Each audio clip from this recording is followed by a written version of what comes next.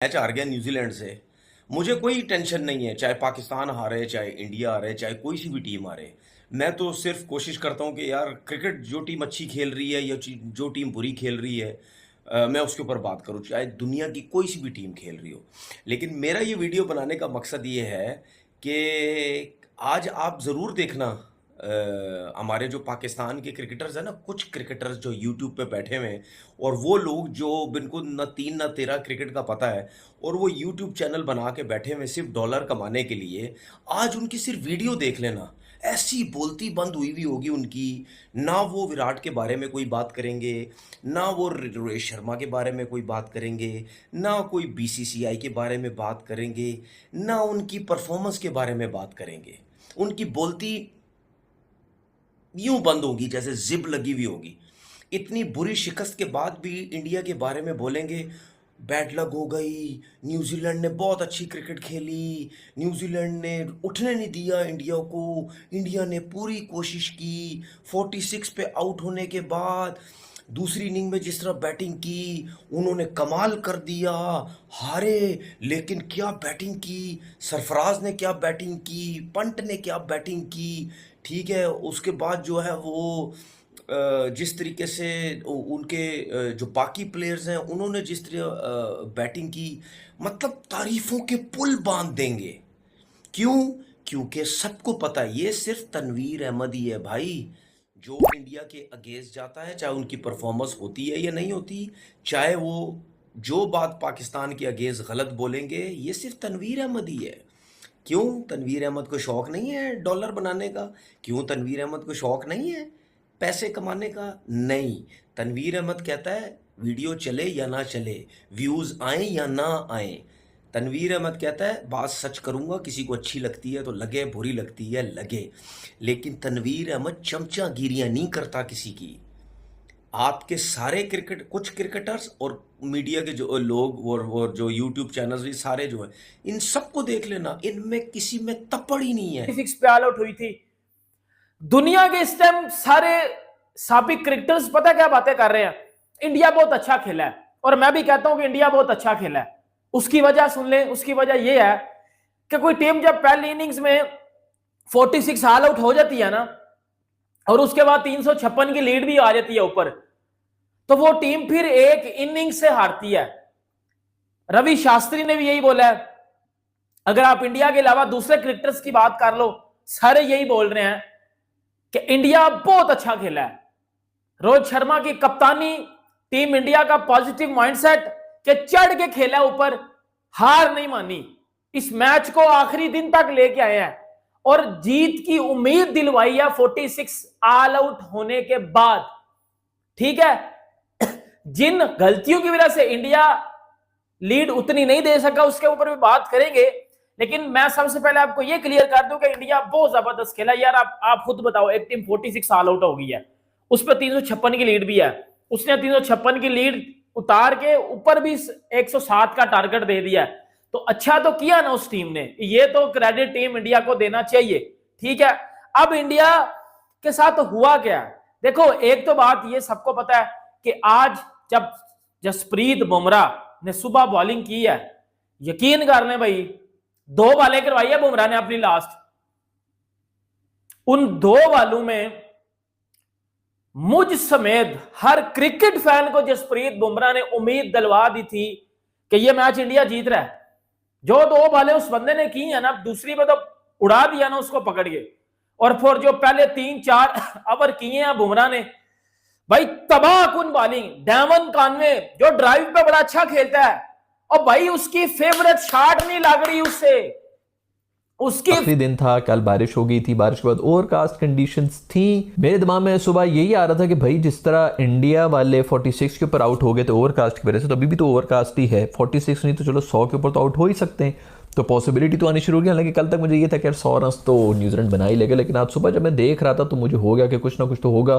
बुमरी को बॉलिंग दी है और कोहली ने क्राउड को जो है क्या चीखें मारना, क्राउड भी जो जमा हुआ था चीखें मार रहा था। मैंने कि भाई माहौल पूरा बन चुका है। बुमरी ने पहली बॉल जो है आउट स्विंग कराई, दूसरी आई इन स्विंग और मिडल स्टंप लग रही है। ओए होए होए, मैंने कहा भाई आज तो हालात इनके ख़राब है। उसके बाद भी बनाना स्विंगे मार रहे, केले की तरह स्विंग होती हुई जा रही थी बुमरी की पहली। खैर उसके बाद भी उससे मैं कोई 8 ओवर करा दिए यार। 5-6 ओवर के बाद पता चल गया था बुमरी के कि यार वो थोड़ा सा सेटल हो गए हैं, अभी पिच भी जो है वो थोड़ी नॉर्मल हो गई। शुरू में जितनी हिल रही थी थोड़ा गैप दे के करना चाहिए था। 8 के 8 ऑन द ट्रॉट उससे ओवर करा दिए। मेरा ख्याल में थोड़ा ज्यादा ही हो गया था, बट चलो न्यूजीलैंड ने अच्छा खेला है भाई।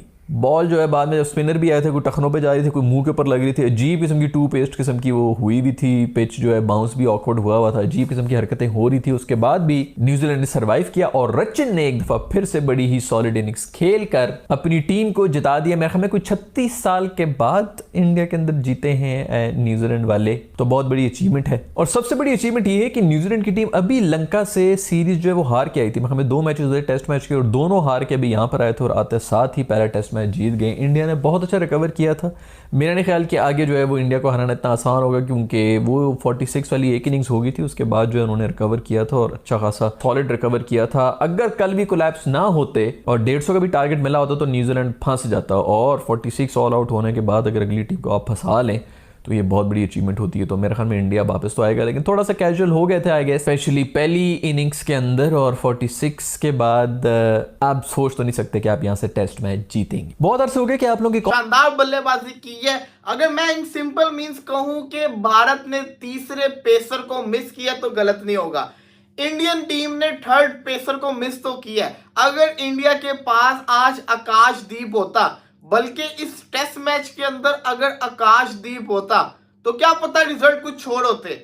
क्योंकि आपने देखा ही है कि आज के दिन की अगर मैं बात करूं तो यकीन माने कि अगर मैं झूठ बोल रहा हूं तो मेरे ऊपर कुछ हो जाए। जब इस मैच के पहले 3 ओवर मैंने आज के देखे हैं, 5वें दिन के पहले 3 ओवर, दूसरी बॉल के ऊपर ही आ जाते साथ तो वो आउट हो गया था टॉम लैंथम। आज के दिन के पहले 3 ओवर के बाद मेरा ये कहना था इंडिया ये मैच जीत गया। मेरा ये कहना था, जो कि मैं कल तक कहा था नहीं न्यूजीलैंड जीत जाएगा। मैं सुबह जब उठाऊं मैंने बुमराह का वो विकेट देखा टॉम लैंथम वाला, उसके बाद जो 2 ओवर और देखे हैं, मैंने कहा ये मैच इंडिया जीत गया, ये नहीं चेज होगा।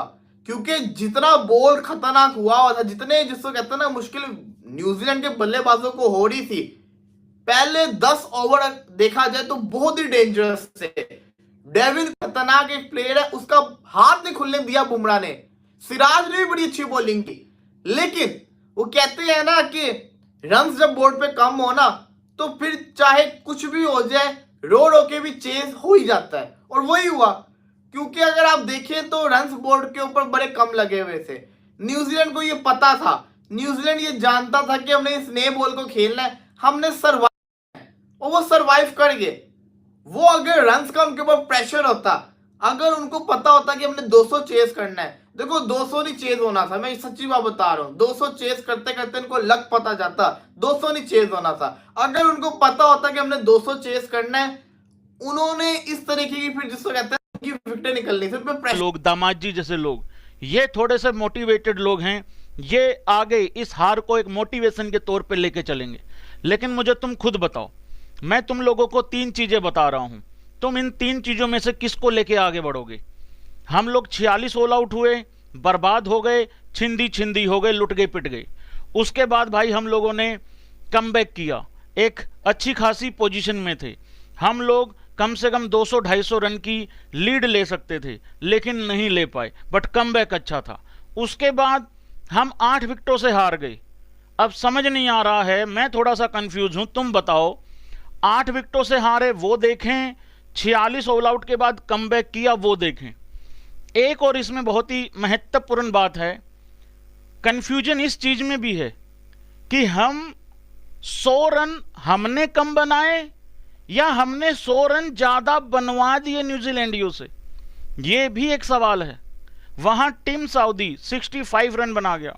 रचिन, सीखो कुछ रचिन से, राहुल बाबू कुछ सीखो, अपना ये विरोध प्रदर्शन अपनी ही टीम के खिलाफ बंद कर दो करना।